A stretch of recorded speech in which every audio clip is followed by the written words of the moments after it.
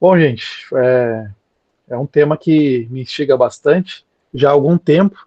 Eu não é minha área sistemática de estudo, né, minha pesquisa, mas é um tema que sempre me chamou bastante atenção. Já li bastante, já escrevi textos, tenho aulas sobre isso, inclusive, e fiquei bem feliz quando o Ismael me mandou mensagem. Já, né, acho que foi ano passado, ainda estava planejando, né, não sei se foi ano passado ou começo desse ano, estava planejando ainda as atividades, né, do GT deste ano, e ele falou sobre isso, questões ambientais, e eu fiquei bem empolgado, porque é uma coisa que eu gosto de ler e quero ainda pesquisar mais. Tá? Então, propus falar sobre esses temas hoje, as questões ambientais e os historiadores, fontes e perspectivas. Vou mostrar aqui alguns autores, claro que é bastante vasto, é um campo muito vasto, tem muitas coisas, muitas perspectivas, então eu vou escolher alguns, né, que eu achei interessante aqui e apontar alguns caminhos.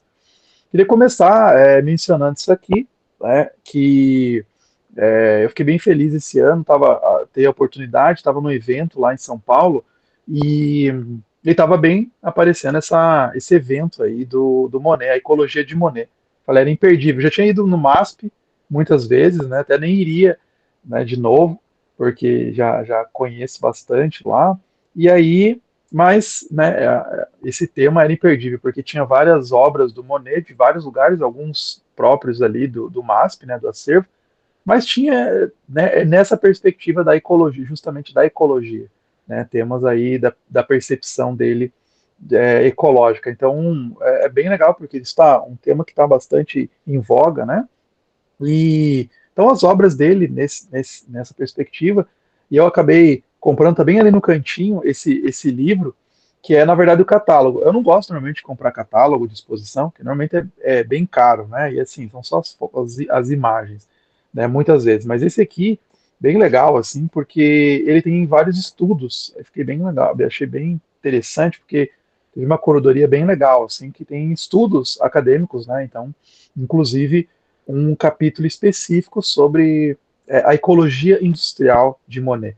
Então, aprofundando isso, inclusive usando obras que estavam lá, né? Porque o Monet, ele, para quem não conhece, né, é um pintor francês ali do final do século XIX, né, meados do século XIX para frente, que, né, pintou várias coisas e tal, e pintava bastante natureza, né? E aí e teve uma época que ele se mudou para uma comuna no noroeste de Paris, ali, né, para cima de Paris, e começou tentar pintar uma harmonia, né, pintar a harmonia da indústria e da natureza, né, tentando juntar. Então isso era bem comum entre vários europeus nessa época, finalzinho do século XIX, tentando juntar tecnologia e natureza. Né? Então, o Gaudí é um cara que eu gosto bastante, né, que construiu a catedral lá de Sagrada Família, né, também juntou isso, então, arte nouveau, né, e tal, e os impressionistas, né, muitos fizeram isso, né, um movimento aí que o Monet se enquadra, né, ele com um dos fundadores, inclusive, né, do impressionismo.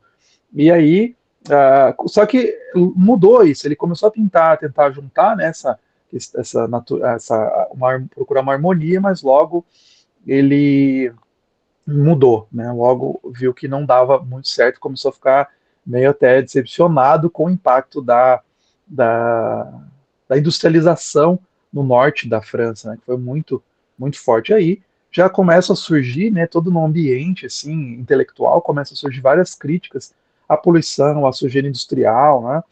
E aí um ano de 1875 marcou uma virada para o Monet em representações da natureza.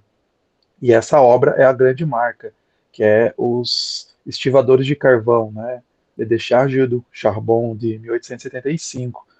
E aqui não tem mais esse equilíbrio ecológico como tinha em outras obras. Né? Agora, o Sena, por exemplo, que é o rio que sempre está frequentando as obras dele, agora é lá uma massa opaca, coberto, escondido, né, pelos barcos, pelas barcaças.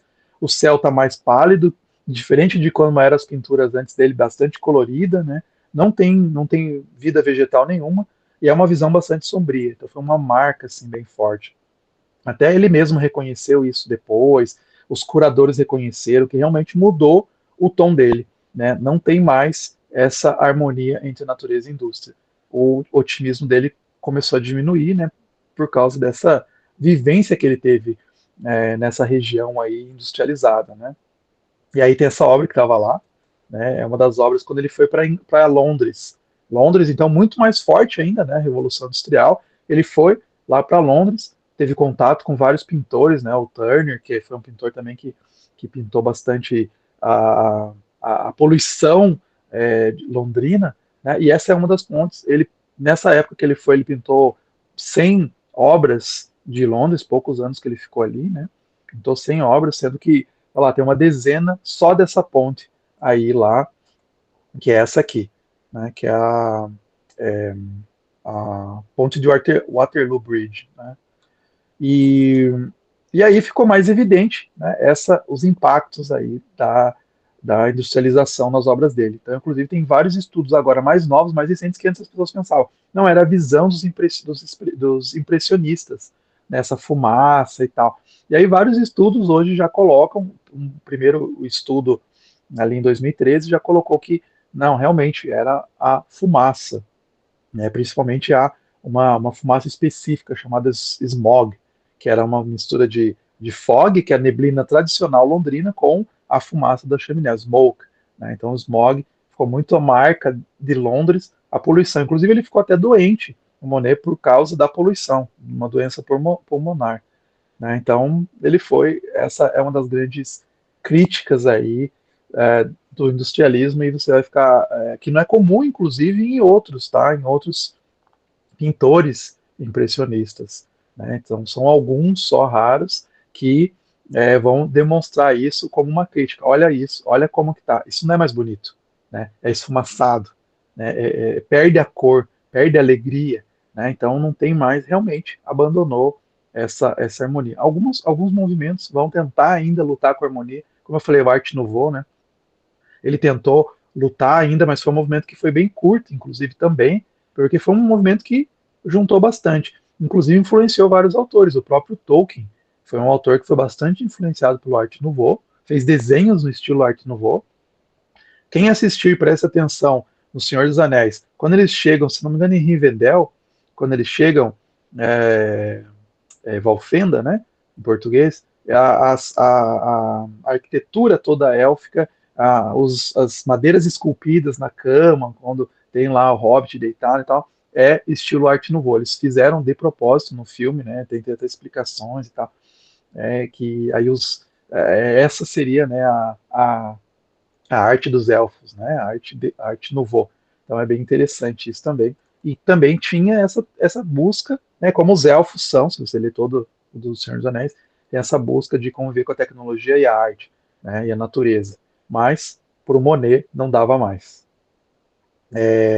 E, bom, entrando aqui, né, a gente teve algumas palestras aí, né, algumas falas que nos fizeram, nos provocaram para a gente pensar em questões ambientais. Eu acho que todo mundo consegue nas suas áreas, nas suas pesquisas específicas, pensar alguma coisa sobre questões ambientais, né? E é interessante a gente pensar, né? O que que eu posso pensar a partir do meu matéria de pesquisa, né? Da minha pesquisa específica sobre isso. Então, esses provocadores aí que a gente teve, né? O Thiago com a ecoteologia, o Arthur também, né? A Esther na área da biologia. Então, a gente viu assim que a Esther na área da biologia, mas mais específico também, o Thiago também, biólogo, né? Mas a Esther mais específica ali, né? Questões trazendo, né? Questões dos fenômenos naturais, até informação, né? Questões mais específicas. E então foi bem interessante para nos fazer, sem esquecer também, né, o nosso querido Wiersma, que a gente discutiu, né? Acho que com isso a gente já tem bastante ferramentas assim, né? Já nos instigou a gente pensar, né? Então, agora como que eu posso usar isso? Como é que eu posso pensar isso academicamente ou não também, né? Porque esses pensadores aí nos trouxeram também provocação para a gente, às vezes, modificar até nossas questões diárias, né, instigar a gente a pensar a partir, às vezes, da nossa vida comunitária, da nossa vida eclesiástica, né? Então foram pesquisas bem, foram provocações bem interessantes. E aí, para o campo da história, né, alguns históricos, eu não vou traçar, não vai ser exaustivo, tá aqui, vou realmente selecionar alguns autores sem uma metodologia específica, né, mas coisas que eu gosto, que me interessa na pesquisa, que eu acho que nos ajuda a pensar uma história ambiental, né? Então, além da a história ambiental, ela é muito rica do ponto de vista epistemológico, do ponto de vista interdisciplinar também, né? Porque ela lida com, tem que lidar com conversar com autores, com pensadores de outras áreas. Né? Esther estava aí, biólogo, o Tiago, né? O Arthur mesmo, né, Mendes, que tem uma formação de história, foi para teologia, né, mais específica, mas também pensa questões da biologia. Então você vê que é um campo assim que acaba conversando com outras áreas também, né, bastante é, interdisciplinar. E o Crosby, esse Alfred Crosby é um clássico, tá, gente? É uma leitura assim que é uma delícia de ler mesmo. Se você não está interessado em história ambiental, se você não quer seguir essa carreira, né, esse campo específico, é um autor assim que é um livro muito legal de se ler. Né? Então a gente não sabe como, por exemplo, né, tem muitos aqui do Rio Grande do Sul. Então assim, os cavalos, né, os equinos, as vacas, elas não existiam aqui na América, né? Então, elas foram trazidas, né? Uma coisa tão comum, né? Cultura gaúcha, tão cotidiana que a gente, né, toma por natural que os cavalos aqui já existiam. Não, eles foram trazidos, né, de fora. Então, é nesse sentido que o Crosby vai falar, né, desse imperialismo ecológico, de plantas, de animais que são trazidos de outros lugares que não existiam e são levadas também, né? O cacau, né? Levado daqui da América, né? Levado para outros lugares. Então, é, é muito interessante isso, né? De você traz uma planta, né? Os colonialistas europeus levam, né? Estabelecem essas colônias, trazem seus produtos, né? E começam a trazer não só plantas, animais, mas micróbios também, né? Vocês sabem que uma das maiores, a gente sempre fala isso, né? Nas aulas até para o ensino médio, né? O ensino fundamental em história que teve muito mais mortes, né, por ah, questões de vírus, né, aqui do que de doenças, né, dos indígenas, do que por armas propriamente com a entrada dos colonos europeus. Né? Então, porque eles não estavam acostumados. Isso é uma coisa que o outro biólogo, eu nem coloquei aqui, mas é um autor que é interessante, né, que é o Jared Diamond, né, naquele Armas, Germes e Aço, que é na mesmo estilo, só que o Jeremy Diamond é mais da área da biologia mesmo, né? Mas é mesmo estilo e do Alfred Crosby, né, que é muito legal também, assim, muito instigante, apesar de, né, ele ser uma visão mais marxista, materialista, nesse sentido de que ele não se importa muito com cultura, né, ele se importa mais com o impacto ambiental das armas, né, como o próprio título já indica, né? E aí, assim, mais recentemente, a gente tem um autor que é exatamente o autor do artigo aí que eu tinha indicado para se ler, né? O Clima na História é o artigo, 4 teses, do Dipesh Chakrabarty, um cara que, né, ficou bastante importante, assim, dentro desse debate, né, do antropoceno, dentro da história, e ele tem esse livro, né, que ele expande esses argumentos, inclusive o global e o planetário, a história na era da crise climática. O Ensaio é de 2009 e esse livro é de 2021. Então ele teve aí, né, bons 12 anos, pelo menos, aí para ainda refletir um pouco mais, né. Então, assim, tem aqui, eu coloquei algumas teses, né, que tá lá, alguns pontos, assim, né, que são bem claros até para gente que já leu o Wirsba, né, essa tese do texto lá, do Chakrabarty, né. Opa, eu não passei aqui o slide. Eu não passei, está aqui. Né?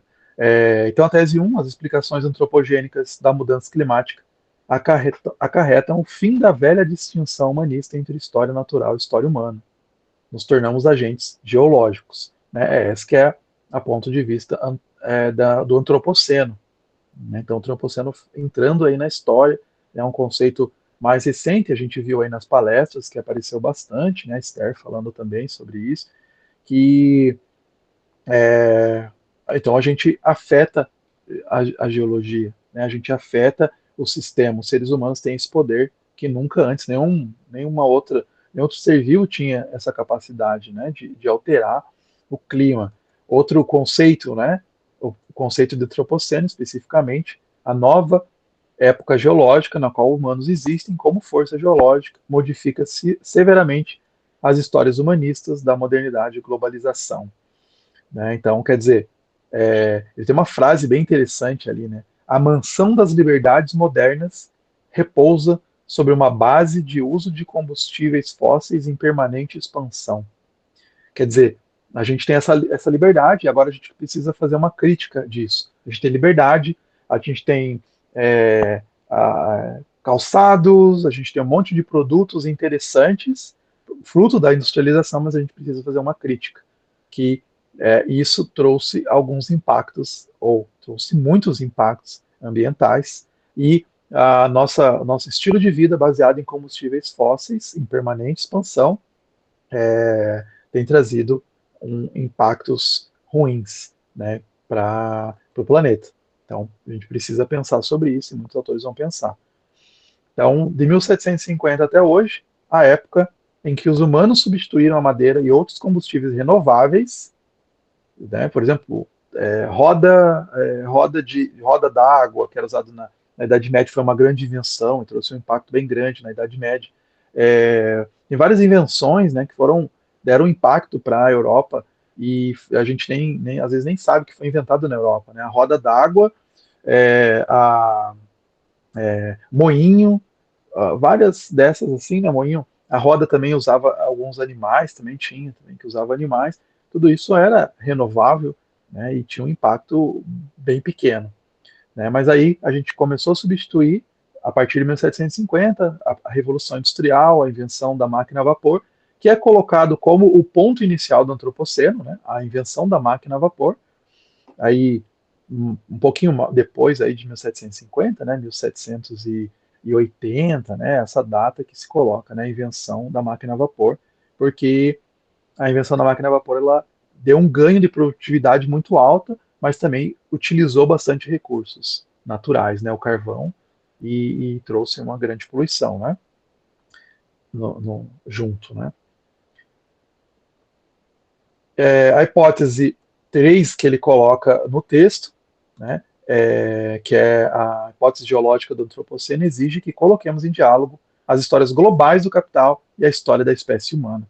Isso aqui é muito interessante, tá? Para quem já vou falar mais até sobre isso, porque muitas vezes se estuda, às vezes por exemplo, eu vou estudar a Revolução Industrial, então eu vou estudar meio que a Revolução Industrial e suas colônias, a Inglaterra e suas colônias, né? Mas tem que ser, quando você está estudando, ou às vezes só estuda a Inglaterra mesmo, estou estudando, né, a Revolução Industrial, né, estudo lá as invenções e tal, né, mas tem que pensar em perspectiva global, é isso que ele está falando, e vários outros historiadores já estavam falando antes, né? Manuel Wallenstein, não é assim que se pronuncia, né? Tem gente que se pronuncia de outra forma, eu não sei, mas ele falava do sistema mundo, né? E aí a gente já vai ver sobre isso.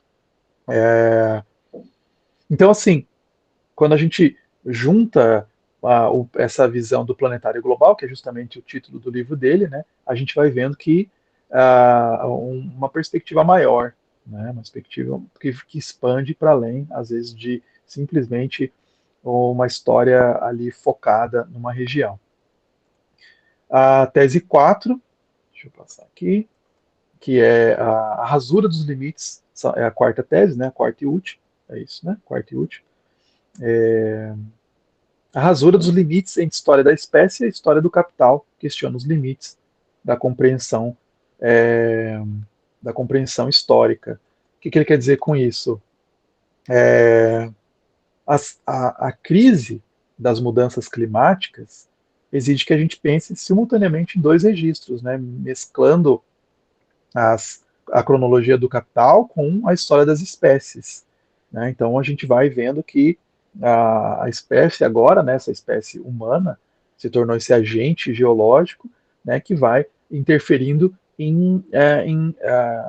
no espaço de outros agentes naturais, né? E o IRSBA clamava para a gente saber que a gente tem que viver no mundo enraizado, né?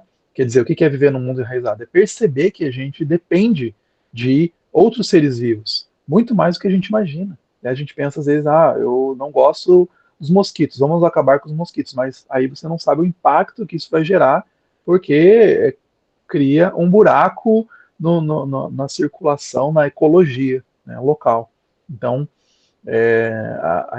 com a Revolução Industrial não se pensou muito. Demorou muito tempo para se pensar nos impactos que eu tirar um monte de carvão de uma região, queimar esse carvão, né, não imaginava que ia causar, não se imaginava que ia causar tantos males. Mas logo, então pensa, Revolução Industrial 1750, por ali, em 100 anos, algumas pessoas já estavam começando, porque a Revolução em 100 anos, né, em 1850, ela sai da Inglaterra, né, e ela chega na Alemanha, na França, né, tem a segunda fase da Revolução Industrial que se espalha, né, para além ali, chega até nos Estados Unidos também. E com isso, né, a depredação do meio ambiente ficou maior e várias pessoas começaram, né, a questionar. Pintores, como a gente viu Monet, mas também pensadores, naturalistas, né?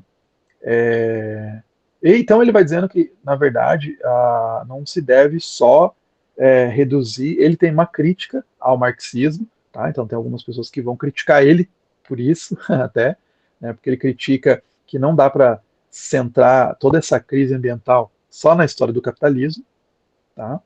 Então tem, né? Porque a maior parte da crítica ambiental ao antropoceno, ela tem essa crítica ao capitalismo, né?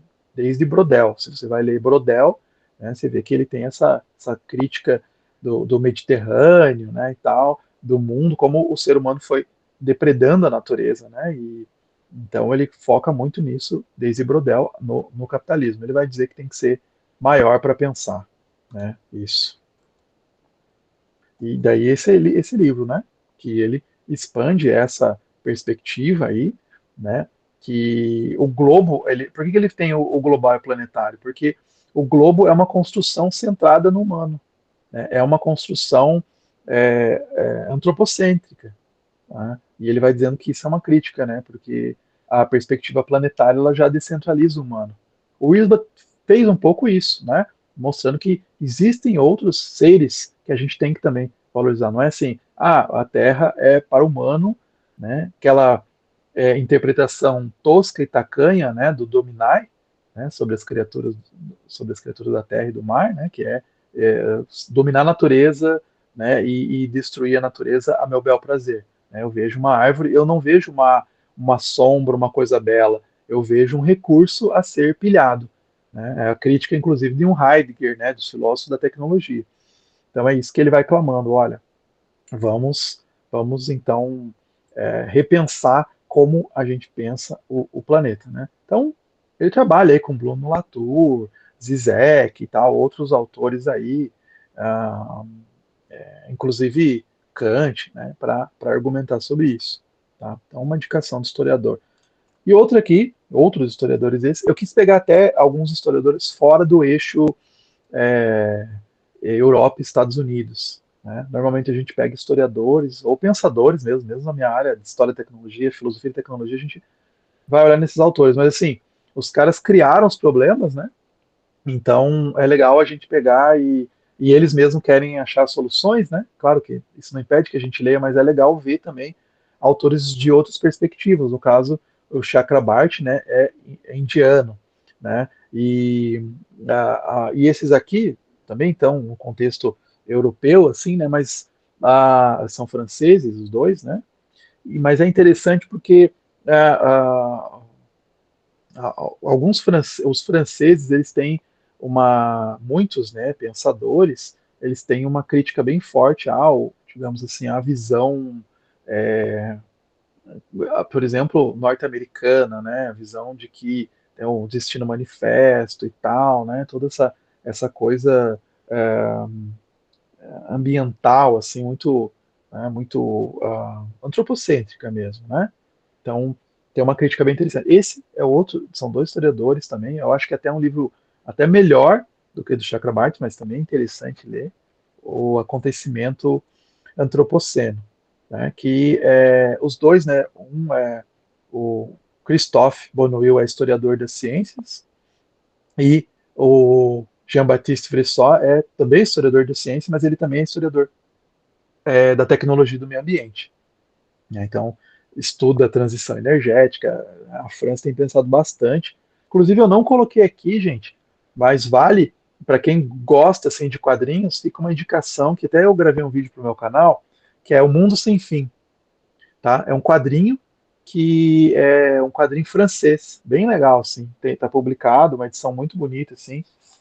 Vale bem a pena porque foi feito por um cientista que estuda questões energéticas também e um quadrinista. E aí ficou bem legal, assim, bem informativo, mas bem gostoso de ler. Mundo Sem Fim, vale bem a pena. Então, eles estão bastante pensando sobre questões energéticas também, até porque a Europa ela sofre bastante, né, com questões energéticas. Então, não é relativamente fácil construir uma hidrelétrica lá na Europa, né, principalmente Alemanha e França, ali aqueles países continentais, Europa Ocidental, porque eles não têm tantos acidentes geográficos, né, variações tantas assim. Tem montanhas e tal, mas os rios são mais complicados de você torná-los possíveis de construir uma hidrelétrica. Então, eles ficam falando sobre questões, como resolver, né? Às vezes depende muito do gás que vem da Rússia e tal, né? Então, tem essa preocupação bastante, né? Eles são bem preocupados, assim, né? E então eles vão expor, né, também sobre essa questão do antropoceno, né? Desafiam algumas ideias sobre questões ambientais, né? Também pensando em algumas medidas. Assim. Então, uma crítica bem legal, bem interessante para pensar o antropoceno. E aqui no Brasil, alguns autores que são fundamentais, né? Esse meu xará, Luiz Marx, eu tenho aqui, é um catatal, tá, gente? Esse aqui eu tenho a segunda edição. Eu comprei, logo depois ele publicou a terceira edição. Porque tem muitos dados, tá? É uma ele trabalha com uma história mais recente, tá? Com muitos dados de qual são o contexto atual. Claro que ele vai retornar um pouco, né? Porque ele está tratando essa questão aí do que ele quer dizer, né? Porque que se o capitalismo. Até eu gravei um vídeo sobre ele também, se vocês quiserem olhar lá depois, tem um pouquinho mais expandido a explicação desse livro lá no meu canal. É, e ele vai se perguntar, será que é possível, né, ter um capitalismo sustentável? Então ele vai expondo, né, os vários contextos, no Brasil e no mundo também, né, ele usa dados, ele usa muitos relatórios. Aqui já fica, né, uma sugestão aí de fontes, né, de pesquisa. Ele usa muitos relatórios de IPCC e vários outros, né, sobre o Brasil e sobre o mundo para comparar, né. Então tem, por exemplo, um capítulo que se chama Antropoceno, exatamente, o capítulo 10 nessa edição que eu tenho, não sei, acho que não mudou a ordem dos capítulos, ele só expandiu um pouco, aumentou aí umas 90 páginas a mais desse livro que já tem 700 páginas, né? É, e aí ele fala sobre a hipobiosfera, porque ficou tá ficando, a nossa biosfera está ficando difícil de se respirar, de se viver. Então ficou uma hipobiosfera, né? E aí ele vai trazendo um belo histórico ali sobre o antropoceno, sobre as questões, inclusive alguns dados bem assim assustadores, assim, né, que com relação a questões ambientais, né? Então, mostrando, por exemplo, né, uma coisa que me chamou bastante atenção, a carne, não sei se vocês sabem, carne bovina, ela tem uma ineficiência energética muito grande. São necessários de 10 mil a 20 mil litros para cada quilo de carne, né? Então, o negócio, assim, é complicado demais, né? Eu gosto de carne, fico com a consciência bastante pesada aí, né? Porque o nosso estilo de vida é bastante complicado do ponto de vista ambiental. E aí ele vai mostrando questões específicas do Brasil, né? Então, carne, soja, tá ali uma foto, né, de uma lavoura ali, provavelmente, né, uma lavoura de soja, né, gigante. Eu moro aqui no oeste do Paraná, a principal cultura a principal cultura agrícola a soja. Então, assim, né, é um negócio assim insustentável para o planeta as economias que a gente tem hoje nesse mundo antropocênico, né? É, por causa dos gastos. E é muito difícil reverter. Ele é até meio pessimista com relação a isso. Ele fala assim, olha, quem que são as pessoas mais que dominam, né? Quem que são os bilionários que dominam? Então, assim, é muito difícil com leis, tal, você pode tentar, mas é muito difícil, né, se não tiver uma mudança bem grande. Tá? Então, assim, é um livro que tem esses dados, né? Ele é bastante pesado em dados, então que ele atualizou já nessa edição aí que é de 2018, tá? Então provavelmente daqui a pouco ele lança até uma outra, porque já é 2018. Mas mesmo que são dados um pouco até mais antigos, ainda é muito contundente o que ele quer dizer. Né? Ele vai mostrando em é, uh, vários elementos, né? A questão do lixo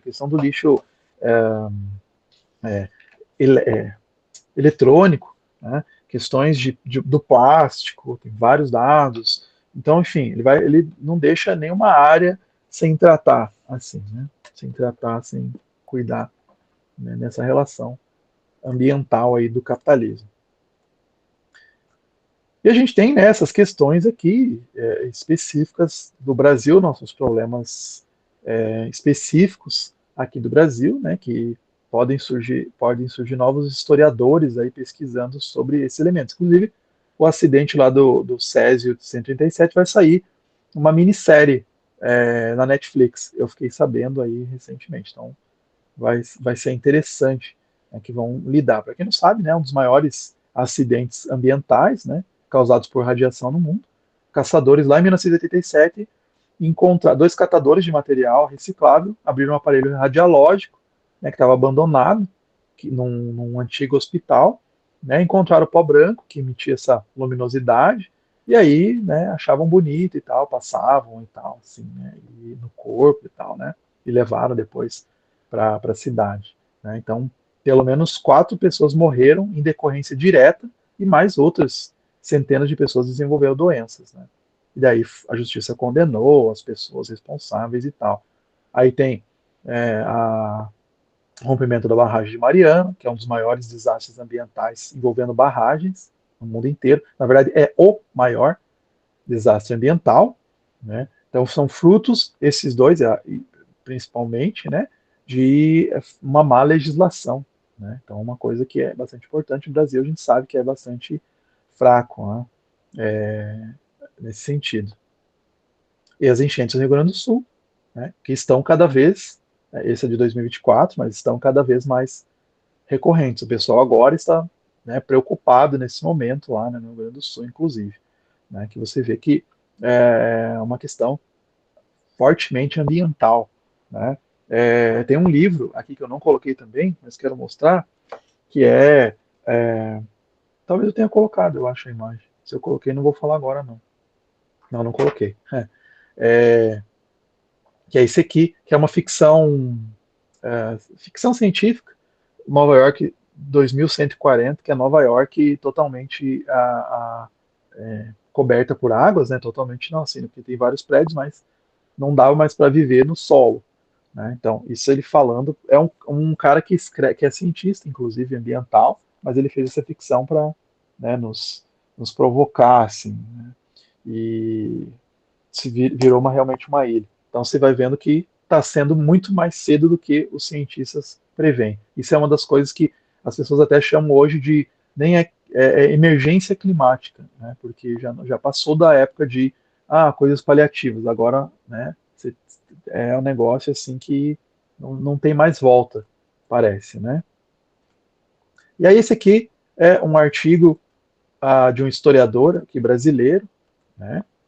Meu amigo, inclusive, o Leonardo Marx, professor lá não tem relação com o Luiz Marx, né? E ele é professor na UF, né?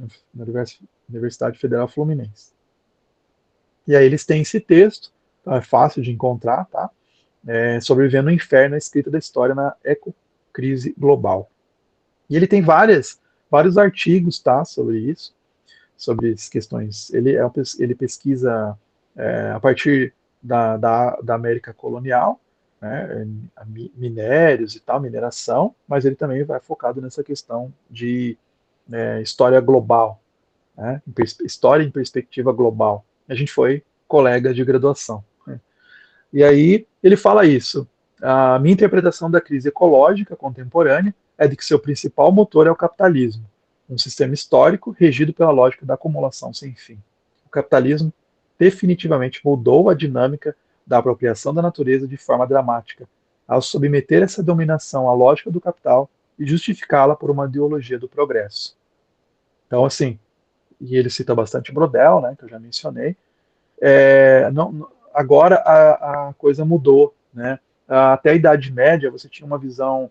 O Leigh Hunt, né, foi um historiador que criticou o cristianismo, né, como o culpado pelas questões ambientais. Depois um monte de gente detonou ele, inclusive o Schaeffer, né, naquele livro Poluição da Cidade, não lembro se é esse o título, né? Esqueci o título certinho, aí alguém coloca depois aí. O Francis Schaeffer, Poluição na Cidade, Morte e Poluição na Cidade, uma coisa assim. Ele criticou também, né? Já bem na época, né? E por que ele criticou? Porque quando você vai olhar na Idade Média, a visão de tecnologia, a visão de meio ambiente era positiva, inclusive muito melhor do que outros lugares, né? Tinha esse respeito, né? Até em algumas passagens de poluição e a morte do homem. Obrigado, Matheus. Até você vai ler, hoje mesmo eu passei por essa passagem em Deuteronômio, onde é colocado ali, né? Deus fala através de Moisés para que você não, quando você faça invasão de uma cidade, você não destrua todas as árvores, né? Que era uma prática comum em todos os povos ao redor. Né? Então, você já via que o cristianismo, na verdade, ele tinha essa visão positiva do meio ambiente, né? Então, bem entendido, o dominai era, né? A gente viu com o Tiago lá no começo, é mordomia, né? Não é um domínio nesse sentido de o que é um rei que tinha o domínio. Era um rei que cuidava, não era um rei que detonava, destruía tudo. Né? Era um rei que cuidava da sua população. Né? Então, essa era a imagem, né? Mesmo quando se fala de Deus como um rei, né? O Senhor, é uma imagem de alguém que cuidava, de um Senhor que cuidava, não era um Deus tirânico. Né? Então, essa era a visão judaica, né? De que você tinha que cuidar do meio ambiente. Então, só que o capitalismo, ele perverteu isso, já desde... Então, o Leonardo Marx, ele vai avançar essa barreira de algumas pessoas falam que o antropoceno começa, né, ali com a Revolução Industrial, 1700 e meados, né, do século XVIII, ele vai expandir essa fronteira para o início do capitalismo. Aí você vai vendo, né, que a grande mudança realmente está ali com as grandes navegações, com a colonização. Né?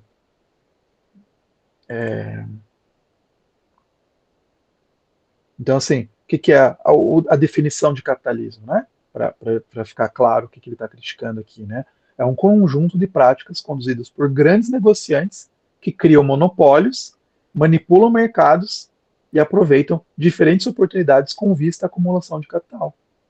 Né? Então, assim, veja a expansão que isso tem hoje, por exemplo, nas big techs. É exatamente isso, né? São grandes negociantes, criam monopólios, né? Você tem algumas redes sociais, poucas, né? Você tem um negócio de livros, né? A Amazon, né? Então você vê que são monopólios, vão manipulando mercados, né? Daqui a pouco, né? A gente vê que em algumas áreas você não tem para onde escapar, você não tem, né?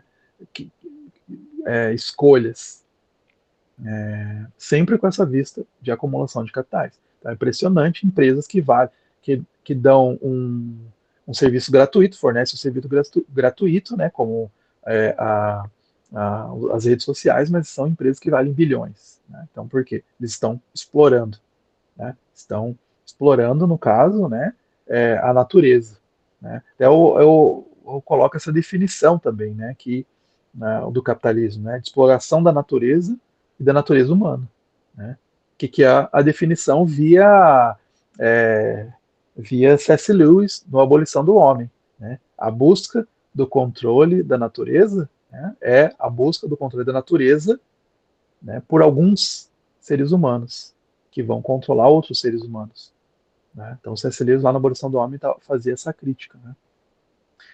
Aí a gente tem outro livro que o próprio Leonardo escreve também, um capítulo, que é Antropoceno da perspectiva histórica. Né? Então, tem o Rodrigo Turim, que é outro autor aqui, pesquisador, historiador, que também, né, vai nessa linha, pesquisa sobre o Antropoceno. Né? O Leonardo Marx é um pouco crítico dessa visão do Antropoceno, né, mas ele está aqui, escreve, e outros autores vão comentando. Eu recomendo bastante essa obra, até porque, eu vou colocar aqui o sumário, tem coisas bem interessantes para várias áreas, inclusive para, por exemplo, eu estudo no ensino, eu dou aula, né, no ensino médio fundamental. A gente sabe que a BNCC não privilegiou muito, até tem uma crítica, inclusive aqui, né, que não privilegiou muito. Ah, que legal, você teve aula com ele, Ismael, que legal, gente boa. Conheço ele também só de eventos, assim. É, então tem um capítulo específico sobre isso, né? O capítulo, cadê aqui? Ah, o capítulo 9, né? As críticas da ausência, meio que uma ausência do antropoceno. Não aparece a palavra antropoceno, apesar dessa palavra ser cunhada lá em 2008, né? A gente sabe que é isso, na ciência sempre é comum. Tem uma teoria nova, ela demora uns 10 anos para aparecer, não sei se sabem disso, né? Então, os caras descobriram lá, Plutão saiu, né, como planeta, demorou quase 10 anos para desaparecer dos materiais didáticos. Então demora bastante tempo, né? E ainda, nessa nova, ainda não apareceu esse termo, né? Então estão se falando, mas tem questões ambientais. Né? Então, esse capítulo é bem interessante para pensar isso. Então se tem, né, várias perspectivas aí, né? Por exemplo, o Antropoceno na história ambiental, né? Que foca bastante nisso que a gente está falando. Então, acho que fica aí a dica. E o grande clássico, assim, para quem acha que história ambiental é uma coisa assim, só, né, mais recente, que só tem o foco, né, em coisas mais recentes, isso aqui é um grande clássico que vai focar lá no Brasil escravista do período colonial, né, o finalzinho do período colonial até o final do período imperial, né, pega ali até esse século aí, né, século XVIII até o final do século XIX. Né? Então, esse cara virou, né, o José Augusto Pádua, virou uma grande referência. Tem um livrinho aqui que eu achei no sebo, que é o Ecologia, um clássico desses primeiros passos, né, da editora Brasiliense, que também recomendo, assim, para quem está andando dessa perspectiva até historiográfica também, mas também com a biologia. Tem um cara que escreve junto com ele, que é da área da biologia. Então ele tem isso, né? Essa, é, esse grande exemplo, assim, ele tem vários textos, tá? Por aí você acha fácil, inclusive, e ele tem esse livro, né? Global Environmental History, né? Então ele é professor atualmente na Universidade Federal do Rio de Janeiro, tal, então bastante envolvido aí com essa questão. Se você pesquisa, você encontra aí bastante textos dele dessa perspectiva histórica. Vale bastante a pena, assim, é um autor assim bem também um clássico, né? Olha só, Lucas teve aula, que legal. Que disciplina? Coloca aí a disciplina que você teve. Foi relacionada à história ambiental, Lucas? Ou não? História do Brasil 2. Não sei se para você a História do Brasil 2 pegava realmente o Império, né? Então, com certeza teve alguma coisa ali sobre questões ambientais, né? Porque é a grande área dele, né? E que a gente tem, né? Já mencionei isso, né, gente? É complicado, né? Porque esses são os principais produtos de exportação no Brasil, inclusive a gente pode, né, fazer história desses produtos e tal. E é complicado porque são produtos que exigem extração e um impacto ambiental muito grande. Eles afetam de maneira muito grande. Né? Soja, você saber, soja, a maior parte da soja é transgênica, que é uma coisa que é bastante polêmica também, né? O impacto a longo prazo da modificação da soja, dos alimentos, né, transgênicos. Precisa de uma área muito grande, gasta bastante água, enfim, é um impacto bastante vasto, né, bastante complicado. Então, a gente tem muito trabalho pela frente para pensar, para tentar ser um pouco mais sustentável nas nossas produções, né? Infelizmente, não é o interesse da elite, né? A gente tem aí grandes pessoas à frente, né? Tanto que esse ano, né? Eu não sei se foi esse ano ou ano passado, né? Que a gente bateu o recorde de queimadas na história, assim, né? Em uma longa distância, inclusive, né? Mesmo entrando um governo mais de esquerda que tinha todo um discurso ambiental, né? A gente está sofrendo bastante recordes de queimadas, né? Então, por quê? Né? Inclusive, nas vésperas aí, na discussão, né, de uma PL chamada PL da destruição, né? Então, é a situação bem triste aí. E aí a gente vai, né, pensando assim que de tudo isso, né, que a gente pensa com relação a questões de fontes, de metas, já mencionei aqui alguns, né, documentos que a gente pode usar, né, desde vestígios arqueológicos, né, a representações pictóricas, né, como quadros, eu comecei citando Monet, né, são fontes muito interessantes de trabalhar, registros orais, né, fazer uma história oral do tempo presente, por exemplo, das enchentes no Rio Grande do Sul. Né? Relatos de viajantes e naturalistas, que você vai lá, você tem aqui, né, por exemplo, Humboldt, né, que veio para a América Latina, esse livro aí, A Invenção da Natureza, né, um dos caras que observou, mas a gente tem vários, né, aqui no Paraná, a gente tem o Saint-Hilaire, que foi um cara que também foi bem interessante descrevendo, né? Você vai lendo as descrições dele, da natureza, e eles desenhavam, né? Eu gosto muito aqueles desenhos oitocentistas, né? Científicos das plantas e tal. Obras literárias, né? Do passado, presente. Então, assim, né? As fontes, elas, eu acho que qualquer ah, qualquer um de nós, para onde a gente está trabalhando, a gente vai encontrar, né? Pensa assim, lá, arqueologia, né? O Ismael aí, né? Com arqueologia, pensando as questões ambientais também, né? O Léo lá pesquisa escritos iluministas, muitos caras estavam comentando questões também do meio ambiente, né? A concepção do meio ambiente no meio, num múltiplo meio evangélico, né? Como que é essa percepção, né? Desde os, né? Pega lá um cara é, do século XIX também, né? Tinha um cara lá, John Muir, por exemplo, que era um presbiteriano, que o cara naturalista, gostava de caminhar, escreveu diários, né? Tem o Wendell Berry, que o Wiersbe cita bastante também, né? Gosta bastante, que é um cara assim, né? Cristão também, que bastante ligado a questões ambientalistas, né? Então, assim, a gente tem essas perspectivas, né? Todas as perspectivas que a gente tem, todas as metodologias de análise histórica, a gente consegue trabalhar com história ambiental, né? História local, história do tempo presente, microhistória, né? Pensa fazer uma microhistória lá de algum evento, né? Do evento do Césio. Você vai lá e pesquisa os dois catadores, né? A vida. Então, assim, é muito rico, né? A possibilidade, né? História da tecnologia, história da arte, né? Como eu mostrei a ecologia do Monet. Então, as fontes são infinitas. Né?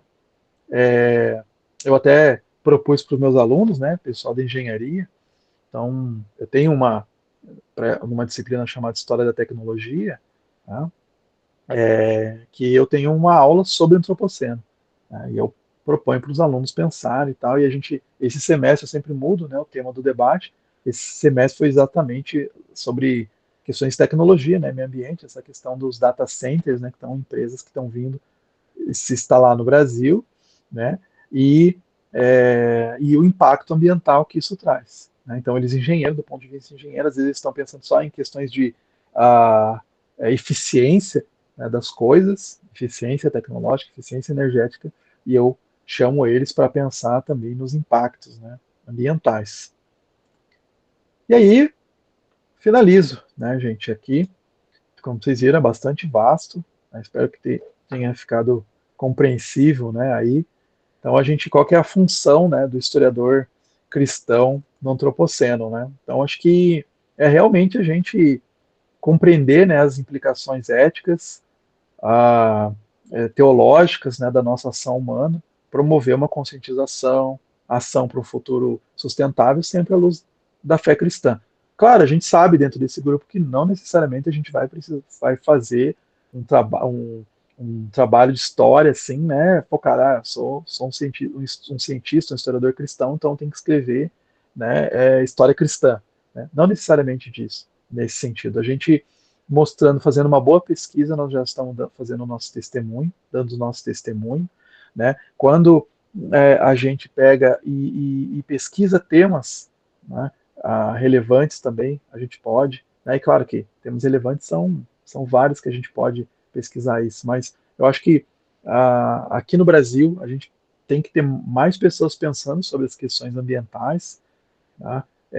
E de uma perspectiva cristã, inclusive, né? Porque realmente o cristianismo às vezes é muito mal visto, mas é aquelas fake news, né? Como o Lynn White, né, falou, o cristianismo é o culpado pelas questões ambientais, problemas ambientais, né? E a gente pode então trazer essa visão. O IRSBA colaborou bastante com isso e a gente trabalhar com teorias, né?